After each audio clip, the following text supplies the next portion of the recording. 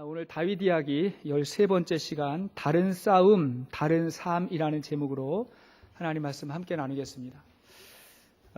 다윗이 이스라엘 역사에 그의 이름을 올리게 되었을 때 우리 모두가 다윗에 대해서 아주 강력하게 기억되고 있는 그 사건, 그때가 언제입니까? 다윗이 10대 소년이었을 때 거인 골리앗을 이긴 사건입니다. 우리는 이미 사무엘상 17장을 통해서 이 다윗이 골리앗을 이겼던 그 상황을 이미 말씀을 통해서 보았는데 잠시 그 상황을 한 번 더 돌아가면서 살펴보도록 하겠습니다.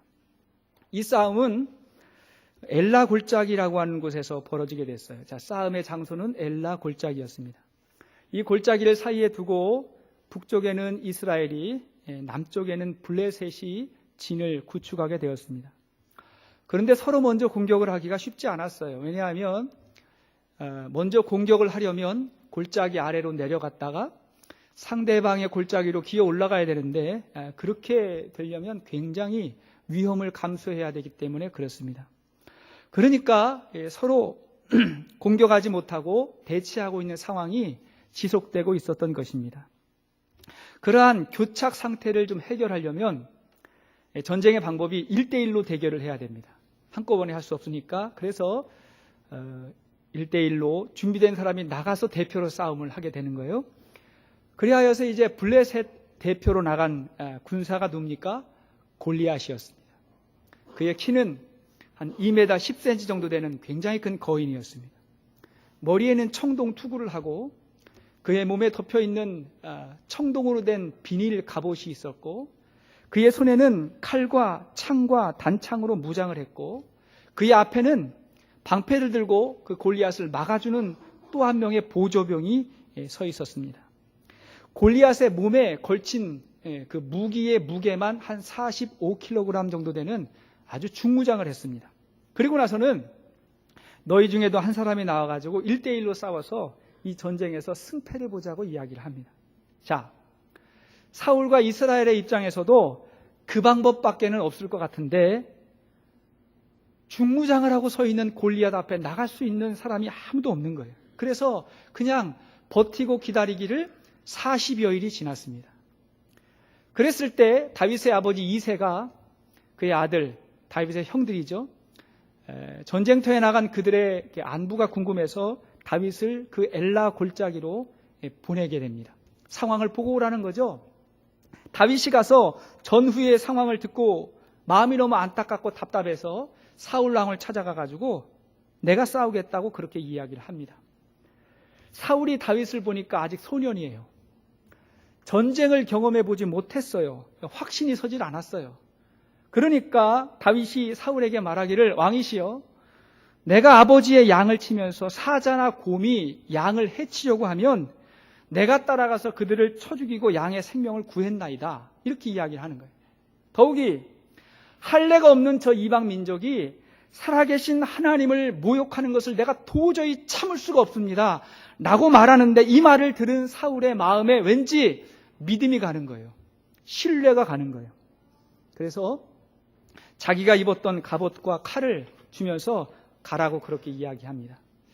하지만 다윗이 그것이 몸에 맞지 않고 익숙하지 않아서 그것을 내려놓고 자기 손에 익숙한 막대기와 주머니에 돌멩이 한 5개 정도를 넣어가지고 골리앗에게로 나아갑니다. 그런 다윗을 보고 골리앗이 너무 어이가 없어가지고 이렇게 이야기해요. 내가 나를 개로 여기고 막대기를 들고 오느냐? 이렇게 비웃고 조롱합니다. 그런데 이 싸움의 결과를 우리는 너무나 잘 알고 있어요. 역사상 가장 유명한 이 싸움이 역사상 가장 싱거운 싸움으로 단 한 합에 끝나고 말았습니다. 누가 이겼어요? 다윗이 이겼습니다. 그럼 어떻게 이겼을까요? 다윗이 이 불가능하다고 여겨지는 이 싸움에서 다윗이 어떻게 이겼을까요? 첫째로 우리는 알고 있어요. 말할 것도 없이 다윗은 믿음으로 이겼습니다. 그의 믿음으로 이겼어요. 이 믿음은 그의 확신이고 그의 용기고 그의 비전이었어요. 그의 열정이었어요. 여러분 세상에 믿음 없이 되는 일은 없어요. 다 믿음이 있어야 돼요. 자, 골리앗 앞에 다윗이 나갈 때 사무엘상 17장 45절 이하의 말씀을 보십시오. 자, 같이 읽습니다. 시작. 다윗이 블레셋 사람에게 이르되 너는 칼과 창과 단창으로 내게 나아오거니와 나는 만군의 여호와의 이름 곧 내가 모욕하는 이스라엘 군대의 하나님의 이름으로 내게 나아가노라. 또 여호와의 구원하심이 칼과 창에 있지 아니함을 이 무리에게 알게 하리라. 전쟁은 여호와께 속한 것인즉 그가 너희를 우리 손에 넘기시리라. 아멘. 이렇게 말하는 다윗에게 거침이 없습니다. 우리는 이 말만 들어도 다윗의 마음과 그의 믿음과 확신을 알 수가 있어요. 다윗은 눈에 보이는 골리앗, 그 골리앗보다 더 크고 위대하신 하나님을 보고 나간 것입니다. 믿음의 사람은 보는 게 달라요. 믿음이 없는 사람은 세상만 보지만 믿음의 사람은 눈에는 보이지 않지만 분명히 살아계신 그 하나님을 보고 그분을 믿고 의지하며 살아가는 것입니다. 그러나 여러분, 믿음이 너무 중요한 것은 사실이지만 이것만 가지고는 싸움에서 이길 수가 없어요. 그 확신과 열정과 용기는 중요하지만 앉아서 말만 한다고 그것이 되는 건 아닙니다. 자, 이 전쟁에서 이기려면 나의 장점을 알고 또 적의 약점을 분석해서 효과적으로 공격해야 이길 수 있는 것입니다. 자, 그래서 두 번째, 다윗은 전혀 다른 싸움을 시작합니다. 자, 전혀 다른 차원의 싸움에서 이겼습니다. 다윗은요, 골리앗이 중요하게 여겼던 것을 다윗은 중요하게 여기지 않았어요. 그래서 골리앗처럼 갑옷을 입고 큰 칼과 창을 가지고 나가지 않았습니다. 대신에 예상하지 못했던 막대기와 그 다음에 돌멩이를 들고 나가는 거예요. 그리고는 아무도 예상하지 못했던 투석이라고 하는 낯선 무기를 가지고 나갑니다. 이 투석이라는 것은 당시에 간간히 사용했지만 그러나 예상하기 어려웠던 무기예요. 끈으로 만든 가죽끈 끝에 돌멩이를 갖다 이렇게 얹혀놓고 그걸 돌리는 거죠. 이렇게 막 돌려가지고 그래서 휙 집어 던졌을 때 정확하게 내가 원하는 곳에 돌멩이를 날려보낼 수 있는 것이 투석입니다. 이걸 하려면 굉장히 연습을 많이 해야 돼요. 그리고 먼 곳에서 하면 안 됩니다. 가까이 가야 돼. 그래서 다윗이 이 투석을 가지고 돌을 가지고 그가 양을 치면서 곰과 사자와 싸우던 그 날렵한 방법으로 뛰어가서 최대한 앞으로 달려가서 그 돌로 골리앗의 약점이라고 할 수 있는 이마를 정확히 맞춰가지고 쓰러뜨리게 되는 것입니다. 모두가 예상하지 못했어요. 골리앗은요, 자기처럼 싸우는 사람이 올 줄 알았던 거예요. 사울도 그렇게 생각하고 자기 갑옷을 벗고 칼을 주고 보낸 거예요. 왜? 그 방법밖에는 생각할 수가 없었어요. 그게 상식이었어요. 그러나 다윗은 그 모든 상식과 관행을 뒤집어 엎고 차원이 다른 싸움을 한 것입니다. 말콤 글래드윌이라고 하는 베스트셀러 작가가 있습니다. 자, 이 사람은 이 너무나 유명한 이 다윗과 골리앗의 이야기를 소재로 아주 좋은 책을 썼는데 강자를 이기는 약자의 기술이라고 하는 책을 썼어요. 아주 좋은 책입니다. 다윗과 골리앗을 소재로 책을 쓴 거예요. 자, 그 책의 내용을 보면 내용이 이렇습니다. 다윗의 승리는 믿음의 승리일 뿐만이 아니라 오늘날 세상에서도 충분히 벌어질 수 있는, 벌어지고 있는 싸움이었다는 거예요. 여러분, 여기서 골리앗이 누굽니까? 무엇입니까? 우리가 넘어야 될 장애물이고 우리가 극복해야 될 문제고 이겨야 될 대상이고 우리가 성취해야 될 꿈이에요. 비전이에요. 근데 힘들고 어렵다고 느껴지는 거예요. 근데 여전히 이런 싸움이 우리 가운데 진행되고 있고 그리고 이길 수 있다는 것입니다. 사람들은요, 이 싸움에서 이기기 위해서, 성공하기 위해서 더 좋은 조건과 상황이 필요하다고 말해요. 그게 뭐냐면 골리앗이 입었던 갑옷이에요. 더 좋은 갑옷, 더 좋은 칼과 무기가 있어야 된다. 이게 없으면 싸움이 안 된다고 말해요. 예, 있으면 좋지요. 공부를 좀 더 잘하기 위해서 좋은 학군도 필요하고 좋은 학벌도 필요하고 물질도 필요하고 백도 필요하고 이런 것도 있으면 좋아요. 그러나 문제는 뭐냐면 이런 강자가, 이런 조건을 가지고 있는 사람이 이것이 가지고 있는 한계를 알지 못하면 그도 넘어진다는 거예요. 그도 쓰러진다는 거예요. 반면에 약한 자라도 결코 약하지만은 않다는 것입니다. 골리앗은 지금도 쓰러지는 거예요. 대신에 중요한 건 뭐냐면 그러기 위해서는 다른 차원의 싸움을 해야 되고 다른 차원의 삶을 살아가야 된다는 것입니다. 똑같은 무기 들고 똑같은 생각 가지고 똑같은 방법으로는 절대 이길 수 없다는 거예요.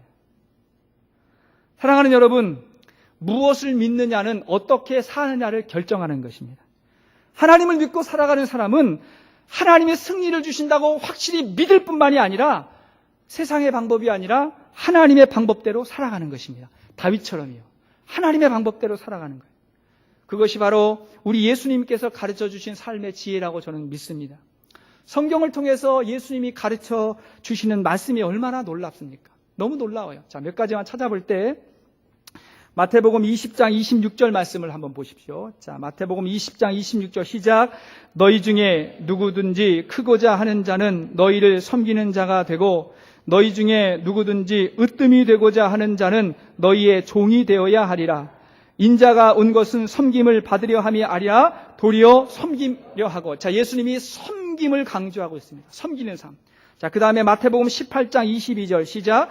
예수께서 이르시되 내게 이르노니 7번뿐 아니라 7번을 70번까지도 할지니라. 뭘 하라는 거예요? 용서해라. 용서의 삶을 살아라. 자, 마태복음 7장 12절 시작. 무엇이든지 남에게 대접을 받고자 하는 대로 너희도 남을 대접해라. 먼저 배려해라. 먼저 용서하고 먼저 섬겨라. 이런 예수님의 말씀, 좋으신 말씀이 얼마나 많이 있습니까?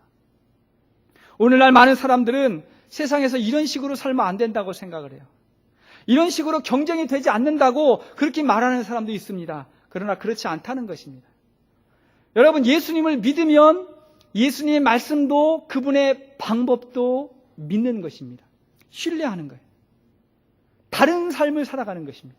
자, 예수님께서 말씀하신 이러한 삶이 그대로 다윗을 통해서 나타나고 있다는 사실을 여러분은 이미 알고 계세요. 자, 오늘 본문을 보면 드디어 온 이스라엘 사람들, 이스라엘의 장로들이 다윗을 찾아와서 그의 머리에 기름을 붓고 다윗을 온 이스라엘의 왕으로 추대하는 것을 보게 됩니다. 그런데 이런 결과가 되기까지의 과정을 보면 그 과정을 우리가 이미 보았어요. 다윗은 골리앗과 다른 싸움을 한 것만이 아니라 그가 왕이 되기까지 세상 사람들과 다른 삶을 살았어요. 자, 다윗이 어떠한 삶을 살았을까요? 자, 지금까지의 내용을 한번 정리하면서 다시 한번 보도록 하겠습니다. 다윗이 어떤 삶을 살았을까? 무엇이 다른 삶을 살았을까요? 첫째로, 그가 다르게 산 것은 충성스러운 삶이었습니다. 자, 다르게 산다는 것은 충성스럽게 사는 것입니다. 다윗은 자기의 역할에 충실했어요. 다윗이 첫 번째 기름 부음 받을 때 선지자 사무엘이 다윗의 집을 찾아왔습니다. 그리고 다윗의 아버지에게 내 집에 있는 모든 아들들을 다 데리고 와라, 이렇게 말할 때 그때 다윗은 아버지의 부름을 받지 못했습니다. 다윗이 어디에 있었어요? 그 시간에 들에서 아버지의 양을 치고 있었어요. 그때 다윗이 그 양을 얼마나 정성스럽게 돌보고 있는지 하나님께서는 다윗이 양을 치는 그 모습을 보고 내 백성을 다윗에게 맡겨야 되겠다고 그렇게 생각했던 것입니다. 자, 고린도전서 4장 2절 말씀 보십시오. 자, 시작. 맡은 자에게 구할 것은 충성이니라. 자, 맡은 자가 뭡니까? 하나님의 사명자죠. 저와 여러분들 하나님께서 무엇이든지 맡겨주신 거예요. 가정을 맡겨주셨고, 직장을 맡겨주셨고, 교회를 맡겨주셨고. 자, 맡은 자, 우리 청지기들에게 필요한 게 뭐예요? 충성이다. 여기서의 충성은 성실입니다. 성실함이에요. 신실함이에요. 여러분, 성실하다고 하는 말이 무엇입니까? 믿을 만하다. 그 사람 참 믿을 만하다. 그 사람에게 일을 맡기면 걱정할 게 없다. 염려가 되지 않는다. 그 일을 시작할 때뿐만이 아니라 그 일이 마칠 때까지 그가 일을 하면 믿을 만하다. 그런 사람이에요. 다윗이 그랬어요. 다윗은 양치기로 있을 때나 그가 사울을 섬기는 군대 장관으로 있을 때나 그가 왕이 돼서 백성을 돌볼 때나 언제나 자기 역할에 최선을 다합니다. 여러분, 세상에 성실하지 않고 신실하지 않고 되는 일은 없습니다. 지금 하는 일에 성실하지 않으면 더 크고 더 중요한 일을 하나님께서 맡겨주시지 않습니다. 우리는 헬렌 켈러가 이 테네시 주 의회에서 했던 연설을 기억해야 됩니다. 헬렌 켈러, 보이지 않고 듣지 못하고 말하지 못했지만 그래도 훌륭하게 삶을 살았던 그 여인이 이렇게 연설을 했어요. 여러분, 제가 젊었을 때는 위대한 일을 하고 싶었습니다. 그러나 그러지 못했습니다. 위대한 일을 하고 싶었지만 그러지 못했습니다. 그래서 위대한 방식으로 사소한 일들을 하는 쪽으로 마음을 바꿨습니다. 아무리 사소한 일일지라도 그것을 위대하게 할 수 있는 그런 마음을 가지고 살았습니다. 지극히 작은 일일지라도 그 일을 성실하게 감당했다는 거예요. 하나님이 그를 높여주셨습니다. 세상이 그를 주목하는 것입니다. 그것이 바로 다르게 사는 것이라고 저는 믿습니다. 두 번째로 다르게 사는 것은 겸손한 것입니다. 다윗은 겸손한 사람이었잖아요. 우리가 이미 다 보았습니다. 자, 그런데 겸손이 무엇입니까? 자기의 역할을 다할 뿐만이 아니라 자기의 위치를 아는 사람이 겸손합니다. 내 위치가 어딘가? 내가 지금 어떤 상황에 있는가? 사람들이 왜 교만한지 아십니까? 왜 교만하냐면 주제 파악을 못해서 교만하는 것입니다. 지금 내가 처해 있는 그 상황과 위치를 내 위에 누가 있고 내가 섬겨야 될 사람 누군지 주제 파악. 음악을 못하고 노래를 못하는 사람이 왜 못한다고요? 왜 못해요? 내가 노래하는 기술이 없어서 못하는 게 아니라 듣지를 못해서 음치가 된다니까요. 음치는요, 잘 듣지를 못했는데 안 들으니까 나 혼자 내 목소리를 내는 거예요. 교만한 사람은요, 잘 안 듣는 거예요.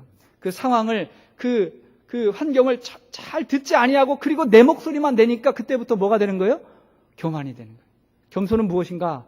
내 위치를 아는 것입니다. 자, 다윗이 총 3번 기름 부음을 받고 왕이 된다고 말씀을 드렸어요. 3번 받습니다. 자, 그 과정을 잠시 한번 보도록 하겠습니다. 처음에 사무엘 선지자가 다윗에게 기름 부었어. 그리고 장차 왕이 될 거라고 그렇게 예언을 했습니다. 그러고 나서 다윗이 별로 달라진 게 없어요. 여전히 양을 쳤어요. 그러다가 이제 사울의 궁전에 다윗이 들어가서 하프를 연주하는, 수금을 연주하는 그런 일을 궁전에서 하게 됐습니다. 보통 사람 같으면 내가 장차 왕이 될 사람인데 내가 이런 데 와가지고 연주나 하고 있어야 될까라고 생각했겠지만 다윗은 성실한 사람이었고 겸손한 사람이었어요. 그러다가 이제 사울의 궁중에서 사울의 오해를 받고 이제 어쩔 수 없이 광야로 도망을 가요. 그리고 또 어쩔 수 없이 블레셋 땅에 망명을 떠나서 거기서 이제 목숨을 연명하고 살아갑니다. 그렇게 많은 시간이 흘렀을 때 아말렉 청년 한 사람이 다윗에게 찾아와가지고 사울이 죽었다고 이야기를 해요. 그런 이야기를 왜 하는 거예요? 좋아할 줄 알고. 혹시 내가 그런 이야기를 전해주면 나에게 상이라도 줄 줄 알고 그렇게 이야기를 했던 거예요. 그런데 그 소식을 들은 다윗은 자기 옷을 찢고 통곡을 합니다. 너무 슬퍼가지고 하루 동안 금식을 하며 왕의 죽음을 애도합니다. 그래도 내가 섬겼던 왕이라는 거예요. 우리 왕이라는 거예요. 이러한 다윗의 모습을 보면서 다윗의 부하들이 뭘 생각했겠어요? 자, 왕을 섬기는 이 부하 신하의 모습이 무엇인가? 그것을 배우게 되었을 것입니다. 뿐만 아니라 자신을 괴롭혔던 사람이 죽었을 때도 저렇게 슬퍼하는데 자신을 위해서 우리가 싸우다가 죽는다면 다윗이 얼마나 슬퍼할까? 그 생각을 하니까 이 다윗을 위해서 충성을 다해야 되겠다. 그렇게 생각했을 것입니다. 점점 다윗에게 리더십이 가는 거예요. 영향력이 가는 거예요. 자, 그리고 나서 다윗이 이제 블레셋 지역을 떠나서 다시 이스라엘 땅으로 가는데 어디로 갑니까? 헤브론 땅으로 갑니다. 사울이 거하고 있었던 기브온 땅으로 가는 것이 아니라 유대의 남쪽 지역이었던 헤브론이라고 하는 비교적 작은 도시로 가게 됩니다. 왜 다윗이 그 당시에 수도였던 중심지였던 기브온에 가지 않았습니까? 그곳에는 사울의 세력들이 아직 있었고 그리고 사울의 아들 이스보셋이 왕의 후계자가 되었어요. 자, 그리로 다윗이 가면 어떻게 돼요? 어쩔 수 없이 또 갈등하고 싸워야 돼. 그래서 그곳으로 가지 않고 헤브론으로 가니까 그 지역 사람들이 기다렸다는 듯이 다윗에게 와서 기름을 부어 왕을 세웁니다. 이것이 두 번째예요. 두 번째. 자, 그리고 나서 다윗이 헤브론에서 또 7년 6개월을 지냅니다. 그게 본문 5절에 나오죠. 자, 본문 5절 읽겠습니다. 시작. 헤브론에서 7년 6개월 동안 유다를 다스렸고 여기까지. 자, 7년 6개월 동안을 또 그냥 기다린 것입니다. 자, 그 사이에 어떤 일이 벌어지는지 아세요? 사울의 추종자들 사이에서 내분이 일어납니다. 갈등이 일어나요. 그리고 사울의 아들 이스보셋도 잠자다가 그냥 부하들에게 죽게 됩니다. 자기들끼리 갈등이 벌어져요. 보니까 악인은 가만두어도 스스로 파멸하게 돼 있어요. 악인은 악인끼리 갈등하고 싸우다가 그냥 망하게 돼 있어요. 그러니까 다윗은 그냥 기다리고만 있었어요. 그러니까 모든 게 다 상황이 정리가 돼버렸어요. 그리고 나니까 이제 본문의 상황으로 온 거예요. 모든 이스라엘 사람들, 모든 이스라엘의 장로들이 다윗을 찾아와가지고 기름을 부어 왕으로 세우는 것. 이것이 세 번째 기름 부음 받게 되는 것입니다. 자, 오늘 본문 1절에서 3절까지를 한번 보겠습니다. 자, 시작. 이스라엘 모든 지파가 헤브론에 이르러 다윗에게 나아와 이르되 보소서 우리는 왕의 한 골육이니이다. 전에 곧 사울이 우리의 왕이 되었을 때에도 이스라엘을 거느려 출입하게 하신 분이 왕이시었고 여호와께서도 왕에게 말씀하시기를 내가 내 백성 이스라엘의 목자가 되며 내가 이스라엘의 주권자가 되리라 하셨나이다 하니라. 이에 이스라엘 모든 장로가 헤브론에 이르러 왕에게 나아오매 다윗 왕이 헤브론에서 여호와 앞에 그들과 언약을 맺으며 그들이 다윗에게 기름을 부어 이스라엘 왕으로 삼으니라. 모든 일들이 그냥 되었어요. 자, 중요한 건 뭐냐면 다윗의 이러한 행동이 어디에서 나왔을까? 왜 이런 행동을 할 수 있었을까요? 다윗은 하나님께 순종하는 사람이었고 그 다음에 하나님이 세우신 권위를 잘 인정할 수 있는 사람이었을 뿐만이 아니라 하나님이 맡겨주신 사명을 감당하면서 그를 따르는 무리들을 잘 섬겨주었어요. 이러한 모습을 보면서 그냥 그에게 리더십이 주어지고 영향력이 갔어요. 다윗은 왕이 되어야 한다는 생각보다는 하나님의 방법으로 하나님의 때에 그것이 이루어져야 된다고 생각했던 것입니다. 그리고 나서 세 번째, 다르게 산다는 것은 인내하는 것입니다. 인내하는 거예요. 다윗은 하나님의 때를 기다렸어요. 다 기다렸죠. 근데 기다리면서 어디에서? 광야에서 모진 고난 가운데에서도 인내하며 기다렸어요. 사실은요, 광야에서 달리 할 수 있는 일이 없어요. 그러니 그냥 기다릴 수밖에 없어요. 기다리는데 중요한 건 뭐냐면 기다리면서도 그의 마음에 원망과 저주와 불평을 가지고 기다리느냐, 그것이 아니라 기다리는 다윗의 마음에 감사와 기쁨과 찬양이 더 많았어요. 그래서 시편에 나와 있는 그 다윗의 주옥 같은 그 감사와 찬양의 고백들이 언제 쓰여졌다고요? 그가 광야에 있을 때, 광야의 동굴 속에 있을 때, 그때 하나님께 드렸던 감사의 기도 제목, 이 기다림의 내용이 다른 것입니다. 더 중요한 건 뭐냐면 이제 시간이 지나가지고 충분히 그가 내 힘으로 왕이 될 수 있었음에도 불구하고 여전히 기다렸다는 거예요. 이건 더 힘들어요. 내가 움직이면 되는데, 내가 찾아가서 깃발만 꽂으면 되는데, 그래도 온 백성들의 마음을 하나로 모으기 위해서 그가 기다렸다는 거예요. 그리고 나서 때가 된 것입니다. 상황이 된 거예요. 저는요, 이 말씀을 쭉 이렇게 묵상하며 이제 말씀을 준비하다 그런 생각을 했어요. 참, 야, 진짜 감나무 밑에 입 벌리고 있다 보면 이게 언젠가는 감이 떨어지는구나. 언젠가는 떨어지는구나. 그잖아요. 그런 상황이 자꾸 연출이 되는 거예요. 그가 광야에서 보냈던 시간들, 그 엄청났던 많은 시간들. 그러나 절대로 서두르지 아니하고 기다리던 그 마음들. 그랬구나. 또 그런 생각도 해봤어요. 저는 그 어릴 적에 시골에서 자랐기 때문에 여름이면 항상 냇가에 가가지고 물놀이하고 고기 잡고 그랬거든요. 그때 쪽대를 들고 이제 고기를 잡는 거죠. 근데 쪽대가 이 쪽대를 들고 고기를 따라다니면 고기 못 잡습니다. 고기가 애들이 어떻게 고기를 잡겠어요? 고기가 더 빠르죠. 그러니까 이 쪽대를 들고 어떻게 해야 됩니까? 고기가 올 만한 곳에 딱 가서 기다리는 거잖아요. 그리고 나서 저 뒤에부터 몰아오는 거죠. 막 그냥 몰아오고 소리를 지르고 막. 그래서 막 몰아오면 기다리고 있다가 그물을 딱 들었을 때 한 마리도 없네. 그럴 때도 있고 그랬을 때도 있고 딱 들었을 때 이야 고기다 하고 잡혔을 때가 있잖아요. 그런 것 같아요. 다윗이 딱 그냥 모든 사람들이 자기에게 나아올 수 있는 그 자리에 딱 가서 버티고 기다리다 보니까 모든 상황이 다 정리되고 나중엔 백성들이 와가지고 다윗에게 기름을 부어 왕으로 세운. 그리고 그가 왕이 되었을 때 가장 건강하고 가장 강대국이 되었던 이런 모습들이죠. 여러분, 내가 준비되면 반드시 하나님께서 기회를 주신다는 사실을 믿으십시오. 내가 준비되면 하나님께서 기회를 주실 것입니다. 반드시 주실 것입니다. 우리 학생들, 청년들, 그래서 꿈이 많잖아. 여러분들이 준비되면 반드시 하나님께서 여러분들에게 기회를 주실 것입니다.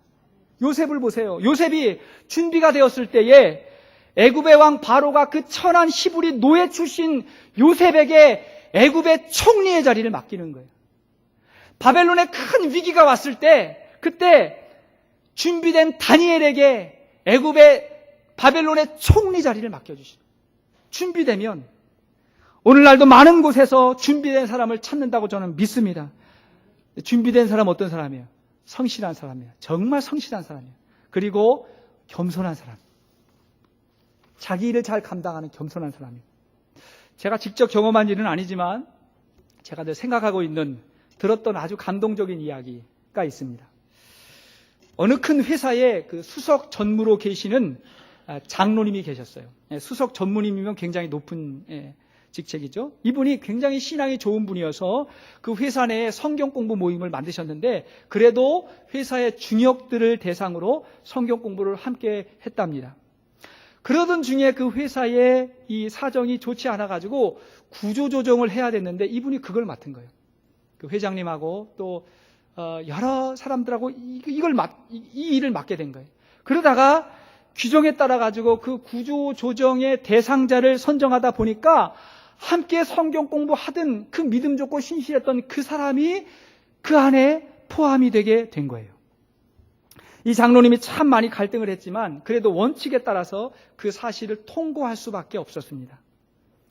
회사는 그분에게 석 달의 여유를 주고 퇴직을 준비하도록 그렇게 시간을 주었어요. 자, 퇴직 통보를 받은 이분이 그 다음날 자신의 상관인 그 성경 공부 같이 하던 그분, 그 장로님, 전무님과 그리고 사장님을 이렇게 순서대로 찾아갔대요. 그러면서 하는 말이 뭐냐면 그동안 좋은 직장에서 열심히 일할 수 있었던 것에 대해서 감사합니다 하고 이렇게 감사를 표하고 그리고 남은 3달 동안 열심히 일하다가 회사를 떠나겠다고 그렇게 인사를 했습니다. 그 회사는 이분에게 이제 떠날 수 있는 준비를 하라고 다른 준비를 하라고 그렇게 3달의 여유를 준 건데 그분은 그 3달 동안에도 일찍 출근을 해가지고 맡겨진 일을 충실하게 감당하고 그리고 그가 없어도 문제가 없도록 모든 정리를 3개월 동안 잘하기 시작했어요.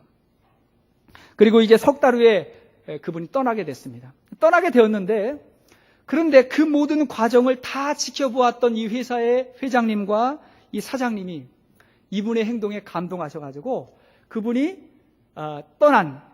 퇴사한 그 다음 날 바로 다른 자회사의 사장으로 임명했습니다. 다른 회사의 사장으로. 여러분 생각해 보세요. 세상에 이런 사람 누가 놓치고 싶겠어요? 믿을 만한 사람이 얼마나 귀합니까? 정말 사람 한 사람 찾기가 얼마나 힘든데 이런 사람, 좋을 때, 잘 될 때 그때 충성하는 사람 많고 정말 자기가 어려울 때, 위기일 때, 또 공격당했을 때 그때도 최선을 다하는 그런 사람을 어떻게 놓칠 수가 있겠어요? 그래서 그분을 다른 자회사의 사장으로 맡겼다는 것입니다. 이분은요 정말 마지막까지 성실하고 겸손한 사람. 여러분 우리에게 늘 이런 일이 있는 건 아니지만 그러나 우리가 이렇게 살지 아니하고 어떻게 기적을 바랄 수 있으며 이렇게 살지 않고 어떻게 하나님의 역사와 능력을 기대할 수가 있겠습니까? 이게 뭐예요? 다른 삶을 살아가는 거예요. 다른 차원의 삶을 살아가는 거예요. 감사한 거는 제가 우리 성도님들하고 같이 성경 공부하고 또 목장에서 쉐어하고 하면서 여러 이야기를 들으면서 참 제 마음에 참 기쁘고 감사한 이야기를 들을 때가 참 많습니다. 뭐 몇 가지만 이렇게 소개를 드리면 어느 분 그런 이야기 하시더라고요. 그 최근에 참 힘든 일, 스트레스 받는 일, 여러 가지 일들이 있었는데 옛날 같으면 아이고 더럽고 치사해가지고 내가 못 다니겠다라고 생각하고 그만뒀을 텐데 참았더라는 거예요. 참고 그렇게 시간을 보내다 보니까 지나고 보니까 어느 날부터 사장님이 나를 인정해주기 시작하더라. 인격적으로 대화하고 인정해주기 시작하더라. 그런 이야기를 쉐어하시더라고요.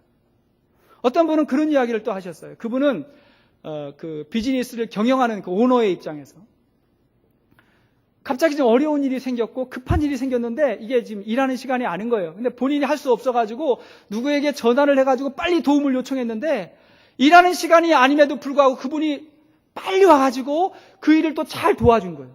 잘 도와주는데 얼마나 고마운지 그런 마음이 들었다니. 그 마음 가운데 야, 저렇게 귀한 사람, 열심히 있는 사람 떠나면 어떡하나. 언젠가는 사람들이 다 이제 헤어질 수도 있고 떠날 수도 있는데 떠나면 어떡하나. 괜히 그런 마음이 들어가지고 걱정했다. 그런 이야기 드는 거예요. 여러분, 우리가 세상 속을 살면서 그리스도인으로 살면서 이런 인정과 이런 대접받고 살아야 되지 않습니까? 우리하고 같이 일하는 사장님이 내 밑에서 나를 따르는 사람들이 그런 평가와 그런 인정해야 하지 않겠습니까? 사랑하는 여러분, 우리는 세상 사람과 다른 영적 싸움을 하는 사람들입니다. 아니, 세상 사람들은 생각하지도 않는 그러한 영적인 싸움을 우리는 거룩한 부담감을 가지고 싸워야 되는 사람인 줄로 믿습니다. 그렇다면 세상 사람들과 같은 모습으로 우리가 어찌 살 수가 있겠습니까? 달라야죠. 따라하십시다.